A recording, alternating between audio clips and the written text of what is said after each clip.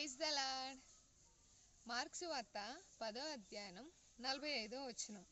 మనుష్య కుమారుడు పరిచారము చేయించుకొనుటకు రాలేదు, కానీ పరిచారము చేయుటకును అనేకులకు ప్రతిగా విమోచన క్రయధనముగా తన ప్రాణమును ఇచ్చుటకును వచ్చుననెను. అంటే ఏంటండి? దేవుడు ఇక్కడ పరిచారము చేయించుకొనుటకు రాలా. మనుషుల్లో అయితే ఎంతసేపు ఏ పనులు ఎవరికి అప్పచెప్దామా, ఎవరి చేత ఏ పని చేయించుకుందామా అని చూస్తాం. అందుకే దేవుడు ఏం సెలవిస్తున్నాడు ఇక్కడ? పరిచారం చేయించుకోవడానికి నేను రావటం లేదు, కానీ పరిచారం చేయుటకునే అనేకులకు ప్రతిగా విమోచన క్రయధనముగా. అంటే విమోచన క్రయధనం ఏంటండి అనే కదా? అవునండి. అందుకే అనేకులకు ప్రతిగా విమోచన క్రయధనముగా తన ప్రాణమును ఇచ్చుటకును వచ్చును. అంటే తన ప్రాణాన్ని మనకి ఇవ్వటానికి వచ్చాడు. పరిచార చేయటానికి కాదు, నేను అంటే చేయించుకోవటానికి కాదు, చేయటానికి వచ్చానని చెప్తున్న దేవుడే తన ప్రాణాన్ని అర్పించడానికి మన కోసం వచ్చాడంటండి. ఇప్పుడు మానవులు కూడా చాలామంది ఎవరి కాళ్ళు పని తప్పించుకుందామనే చూస్తారు తప్ప పని చేయరు. మన దేవుడు ఏం చెప్తున్నాడు?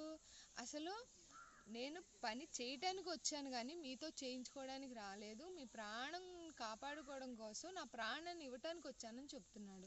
మరి ఎంత గొప్ప దేవుడు మనం కలిగి ఉన్నామండి. ప్రభువైన యేసుక్రీస్తు వారిని ఇప్పుడు క్రిస్మస్ తినాలనుకుంటూ ఎంతో చక్కగా మనం సంతోషభరితంగా జరుపుకుంటున్నాం. కానీ దేవుడు మన కోసం ఎందుకు వచ్చాడు? మనల్ని రక్షించుకోవడానికి, మన కోసం పరిచారం చేయటం అంటే ఏంటి? మనల్ని కాపాడుకోవడానికి 33.5 సంవత్సరాల్లో కూడా తను ఎన్నో మానవుడు ఎలా అయితే అనుభవిస్తూ వస్తూ వచ్చాడో అన్నీ ఆయన అనుభవిస్తూనే, అంటే 100% మానవుడు, 100% దేవుడు. మానవుడుగా ఉన్నప్పుడు మనిషికి అన్నీ వస్తూ ఉంటాయి కదా, ఆహారం, ఆకలి, నిద్ర, ఇవన్నీ వస్తాయి. ఆయనకి కూడా వచ్చినాయి. కానీ దేవుడుగా ఎంత పని చేయాలో అంత పని చేశాడు. మనిషిగా ఎంత పని చేయాలో కూడా అంత పని చేశాడు. మనిషి కంటే వడ్రంగా చేశాడు. తల్లిదండ్రులను పోషించుకున్నాడు. తన పని నిర్వర్తించి 30 సంవత్సరాలు లేక 3.5 సంవత్సరాలు తండ్రి చెప్పిన మాట ఆయన ఎందు నిమిత్తం వచ్చాడో అది నెరవేర్చడానికి ఎరిగి ఉన్న దేవుడు కాబట్టి తల్లితో కూడా చెప్పాడు. నీ తల్లిదండ్రులు వచ్చారని కొంతమంది అక్కడ శిశువులు చెప్పి ఉండగా, మా అమ్మ నాన్న ఎవరు, నా వాళ్ళు ఎరగరా అని ఎందుకు అడిగారు అనుకుంటున్నారు? ఆయన మన కోసం ప్రాణాన్ని పెట్టడానికి, పరిచర్య చేయడానికి వచ్చారు. మనుషుల్లో ఎంతసేపు మనకు వచ్చే పని పక్కన వాళ్ళ మీద వేసేద్దామని చూస్తాం, అంటే ఏదో అన్నట్టు. కానీ దేవుడు అలా రాలేదండి. పరిచర్య చేయటానికి వచ్చాను, మరి ముఖ్యంగా తన ప్రాణాన్ని మన కోసం అంటే పణంగా పెట్టడానికి. ఎందుకంటే మనల్ని ఆయన రక్షించుకొని ఆయనతో సంతోషభరితంగా ఆయనతో ఉండాలని ఆశపడుతున్నాడు. కాబట్టి ఆయన మన కోసం పరిచర్య చేయడానికి వచ్చి మనం కూడా మనకున్న దానిలో అనేకులు కొంచెం సాయపడుతూ, ఎవరన్నా వెళ్తున్నప్పుడు కూడా ఎంత బరువు మోస్తూ వెళ్తారు, మీకు కుదిరితే కొంచెం అందుకోండి, కొంచెం దూరం వెళ్ళేంతవరకు.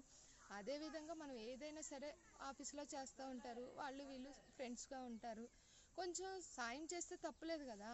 ఆ అన్ని విషయాల్లో కుటుంబంలో కూడా భార్యాభర్తలైనా, ఎవరైనా, పిల్లలైనా, ఎవరైనా కూడా ఒకరికొకరికి సాయం అందించుకుంటూ ఉంటే బాగుంటుందండి. నీ పని నువ్వే చేయాలి, నా పని నేనే చేస్తా అని ఉంటారు. కొందరైతే వాళ్ళ పని చేయరు, వీళ్ళ పని కూడా వాళ్ళే చేయాలని చూస్తారు. అందుకే ఈ రకంగా దేవుడు పరిచర్య చేయటానికి వచ్చా కానీ చేయించుకోవడానికి రాలేదు. మరి ముఖ్యంగా నా ప్రాణం మీ కొరకు అర్పించడానికి వచ్చానని దేవుడు సెలవిస్తున్నాడు. కాబట్టి మనం కూడా మనకున్న దానిలో చక్కగా అందరికీ కూడా కొంచెం సహాయపడే వారముగా ఉందుముగాక. ఆమెన్. God bless you.